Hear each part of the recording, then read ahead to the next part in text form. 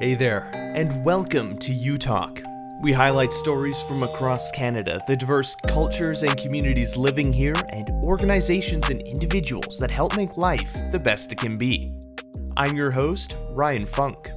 Sher Films is a division of Sher Vancouver LGBTQ Friends Society in British Columbia that creates short and feature-length documentaries on many social issues. Although the pandemic has caused many delays, its latest film, Emergence Out of the Shadows, is now premiering at film festivals. I called up the producer and director to talk about the film, and most importantly, the message that you are not alone. So I'm sitting here with the director, Vinay Jaidar, but he wants me to speak first, and I'm the producer of the film. I'm also cast in the film as one of the interview subjects. And it's very exciting for this film to come out. It's 2 years in the making. We were delayed 1 year because of the COVID pandemic. The film is really touching. It's emotionally gripping. It's about three people, a gay woman, a gay young man who was disowned for being gay, and myself. And we share our coming out journeys and the reactions of our parents. So it's very unique and it's very insightful because you really rarely get to see the journey that the parents go through in, dealing with people, in dealing with their children's sexuality, especially in the South Asian community. You really rarely get to see this. So it's really an eye opener and it's a really good educational tool. How did you both come together to create this idea? How was the foundations of it? How did it all come to be? I've been working with Alex and Sher Vancouver for a while now. I've done a lot of graphic design, movies, film editing, stuff like this for them for a long time. So we were at a friend's birthday party and we were discussing, and my name was January. Alex's first film, it had done really well. So we were excited. We were talking about that. Like, we should do a second one. So we were basically brainstorming on the at the dinner table. And then we said, oh, maybe we should do this. This is something that we should do. And and I was there at the right time. And then he said, okay, you should do it. And then I was there. So I ended up becoming the director and the editor for this film. Yes. Yeah, but the main impetus to this whole thing was the young man, Caden's story in the film. He was a young man from Ludhiana, which is a big city in Punjab, India. He was studying at Langara College in Vancouver. He was disowned when his whole family found out he was gay. And he contacted Sher Vancouver, our nonprofit, for help. And really, you find out in the story what happens to his young man, where he had no food, no shelter. His immigration status was in limbo. He had no one to turn to for support. What is someone supposed to do in that situation?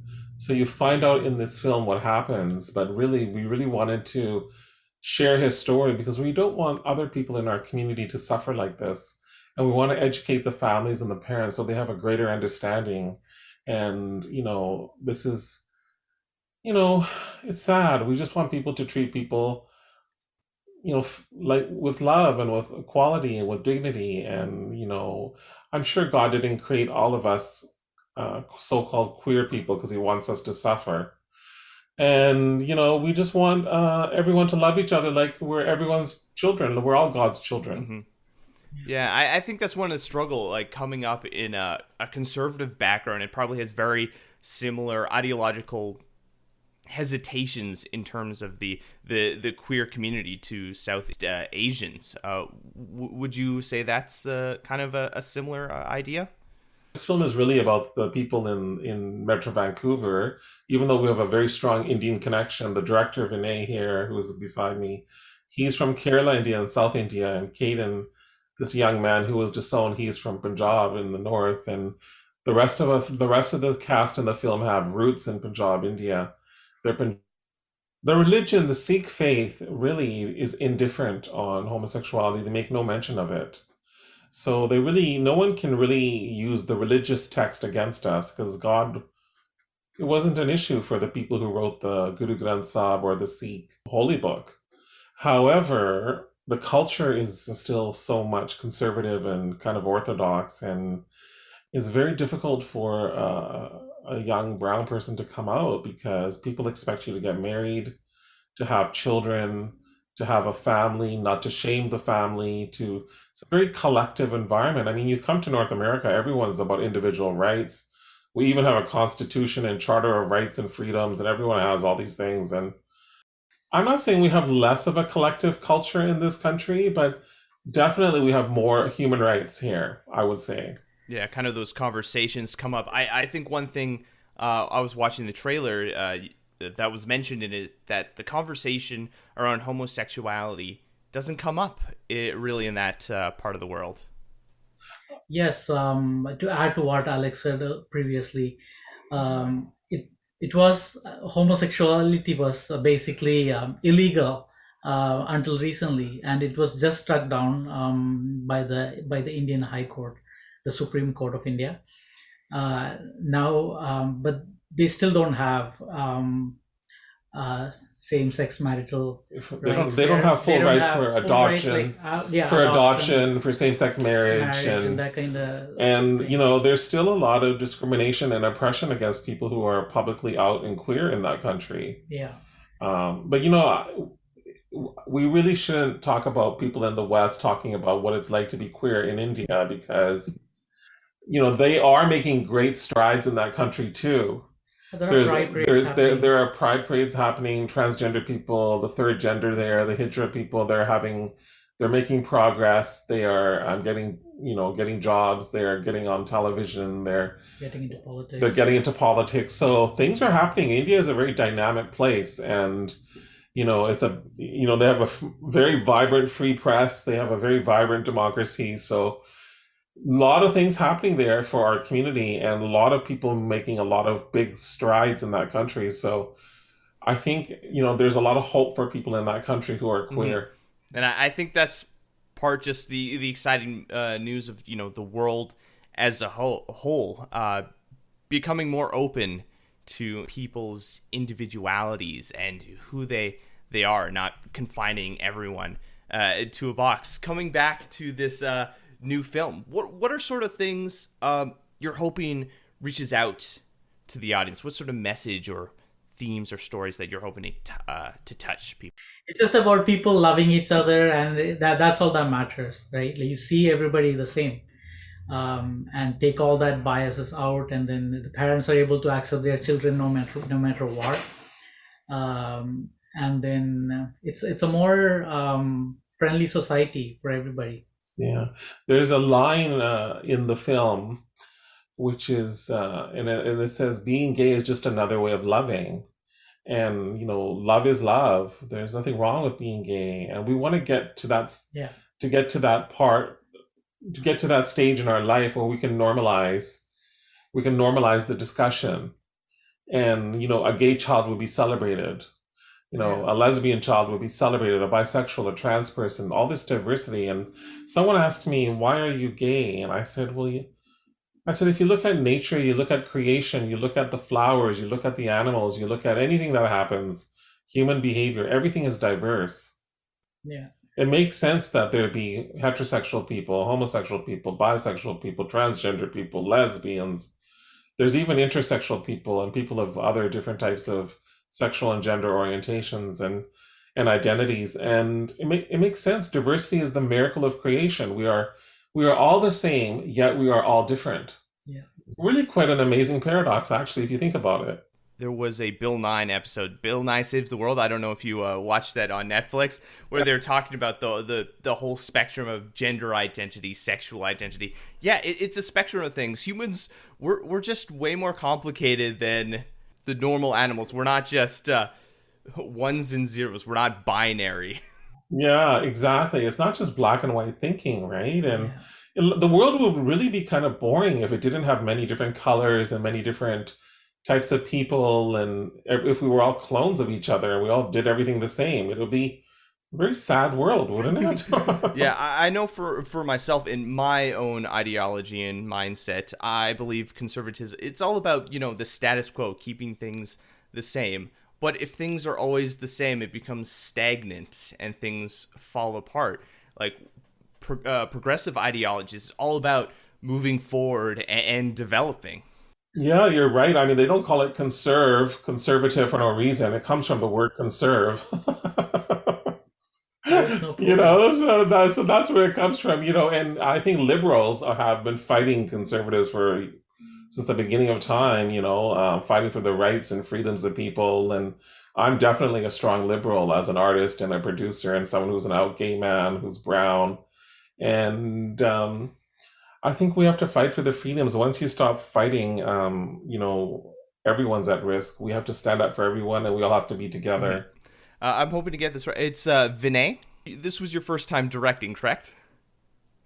Yes, this is my first. What would you say were some of the challenges tackling this film? That's dealing with such an emotional topic. For me, it is a learning process as well. There was a learning curve. We had certain, like for me, like when we planned the movie, we had a structure in mind. Like this is how I will deal with all the stories, because it's very hard to say three, four different stories and they all have to come together and be cohesive. So I basically had a structure in mind, like how it will all go. But being a documentary, you cannot really plan on that, and it just happened how it happened. And yeah, I'm happy how it turned out. So, what made you want to take the more documentary approach instead of, maybe going a more stylized aesthetic? I'm just curious about the whole process of how, like, the bits and pieces of it came together to create this full project. Well, we had an amazing team here, the members of Share Vancouver who volunteered to do this movie. Uh, have They all have amazing stories to share, and you don't have to stylize it at all. You can listen to their stories, and the like he said, Caden's story when we first heard it, like we wanted to do something about that. Like we wanted to bring awareness on a story, and then hopefully nobody else suffers the same dilemma as him. And I secretly hope he'll be accepted someday as he is by his family. But that's my prayer. So what happened was we had these studio interviews, and then we went out and shot Caden on the bus. We had a group of people going to Whistler and getting some snow scenes, and we made the film really visually appealing because you weren't just dealing with, or the audience wasn't just watching people in a studio talking and having talking heads. We actually sort of demonstrated and showed the audience what is visually happening. And there's some amazing, remarkable scenes in the film, even some reflection going back into the past and recreating that. The trailer was so captivating for me, and just hearing about these stories. So, I'm excited. How has reception been so far for it? I have to be honest, Ryan, we applied to TIFF and I was like hoping we get into TIFF, but apparently I heard afterwards they take a very small percentage of their applicants who apply, and it's very competitive as an international festival, but that's okay. We're not going to become famous overnight at TIFF. That's not a problem. But we got into a Canadian Screen Awards festival in Toronto, and we're very excited. And that announcement will be coming soon. We got into one of the oldest queer film festivals in Canada, and you will find out where that's going to be. We got into the largest South Asian film festival in the United States, and that announcement will be coming soon. We also got our world premiere will be in California. I'm not going to tell you what city, but it's a beautiful city in California. And that announcement is coming soon. And there are a few that we can announce. We have the KDOX Film Festival in Vancouver. It's Metro Vancouver's premier social justice documentary film festival. It's connected with the Kwantlen Polytechnic University in Surrey, and they are doing a special screening for National Coming Out Day, and that is on October 11th, 2021, and that's a virtual screening, and people can go and Google that and sign up and watch our film on October 11th.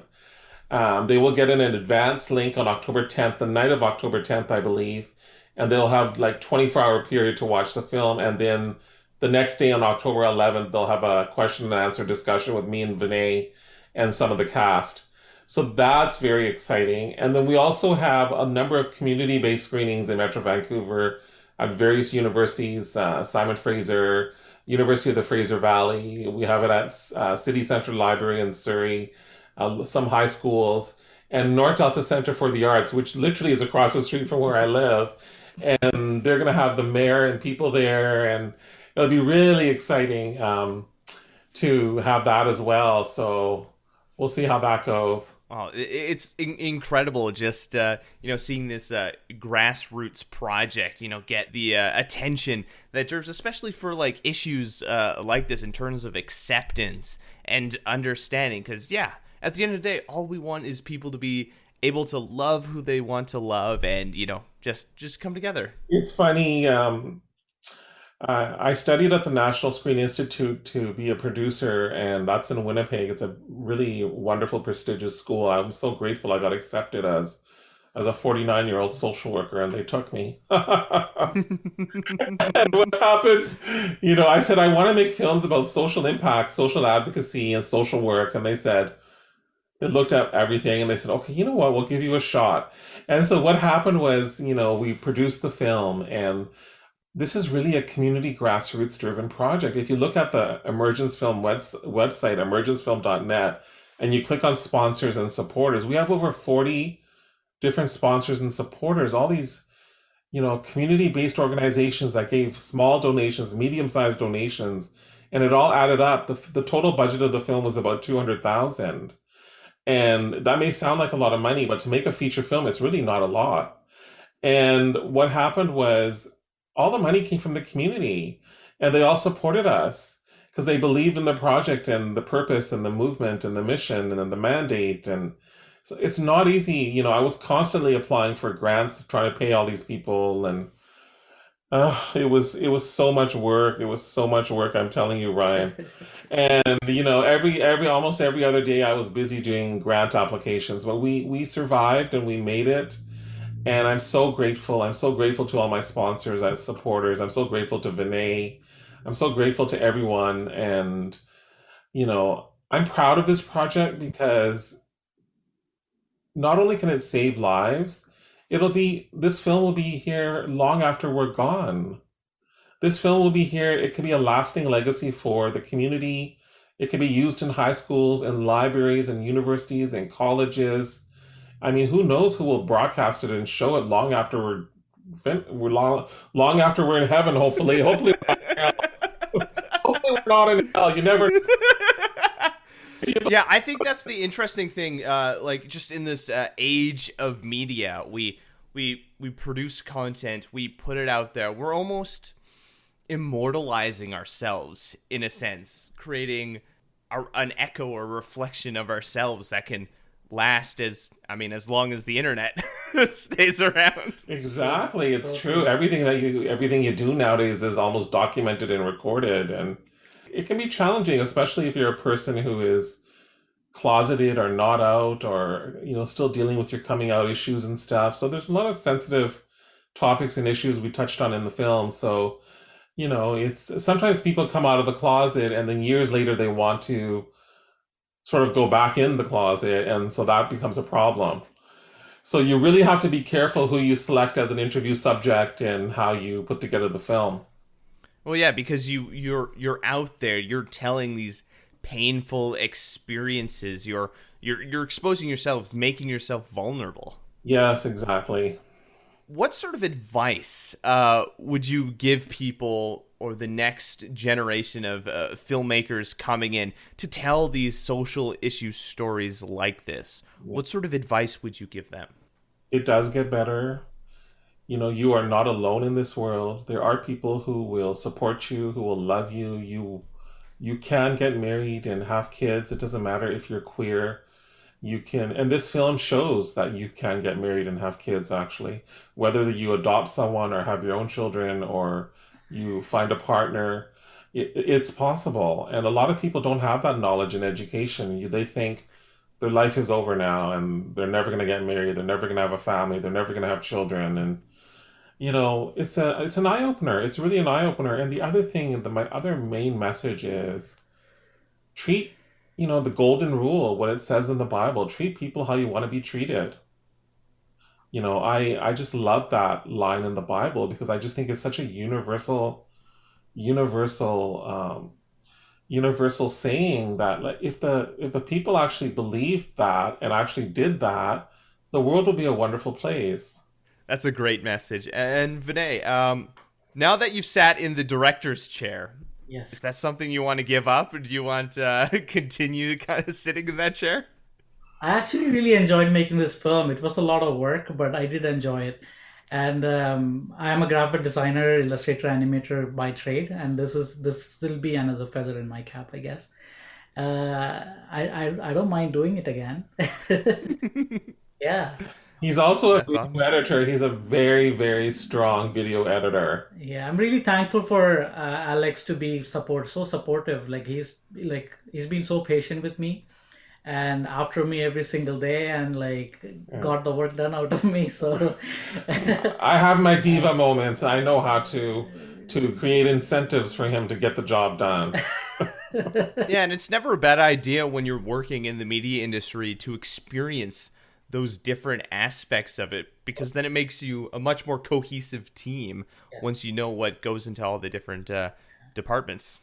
Yeah, but whatever I've asked for, he supported me with it. Like, oh, with I need this scene, I need that scene, I need this for this scene. Like, he would make it happen for me. So I'm really happy. We made a really good team in that. Coming back, you're mentioning all of the different sponsors and people who help support make this project all possible. Alex, would you take that over being like we're talking about the budget, 200,000? That's super small when you're looking at these blockbusters coming out in theaters with hundreds of millions of dollars. Do you think grassroots is the way to go? Sher Vancouver is actually pioneering nonprofit film production in the country, I was told. And, there's very few registered charities. We are registered charities now. We have a dual purpose arts and cultural and social service mandate. And film production and film screenings is in our constitution. And, we can actually go out there and get donations and grants and issue a tax deductible receipt now for film production because we are a registered charity. And we are, there's not many nonprofits and charities like that in Canada that are actually doing this. Everything is for profit. And, as a social activist and as a social worker and someone who believes in social advocacy, I'm not really interested in making commercial films or films for entertainment per se. I'm interested in making films that have impact, that, have a purpose and that have a message and that are going to help people and make a difference in this world. And so, the idea of having a for-profit film production company and doing tax credits and giving away a percentage of your company to investors and all this, I studied social work for a reason and not business. You know, you know what I mean? It's like, so I basically just have following my passion. I'm making films based on my own terms and what I believe in, and we succeeded. Now, this is our second film that we have basically managed to make through a nonprofit, through Share Vancouver. And now that we're a charity, it's a little bit easier to get funding because we can issue a tax deductible receipt, and we can also go to charitable foundations and get grants. So I'm hoping that more and more filmmakers and artists and creative people will also follow the nonprofit route, because I really think people who make nonprofit films and social justice films, they really, it's kind of a different path than the commercial films. I mean, not everyone is interested in making a big Bollywood or Hollywood blockbuster.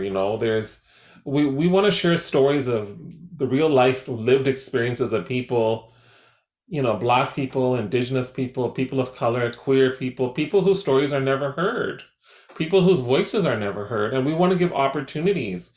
So many people involved in Emergence Out of the Shadows are either queer people or people of color or South Asian people. I mean, Vinay is an emerging producer. He went to the Vancouver Film School but 10 years ago, and this is his first film as a feature film. We gave him a chance because I believed in him.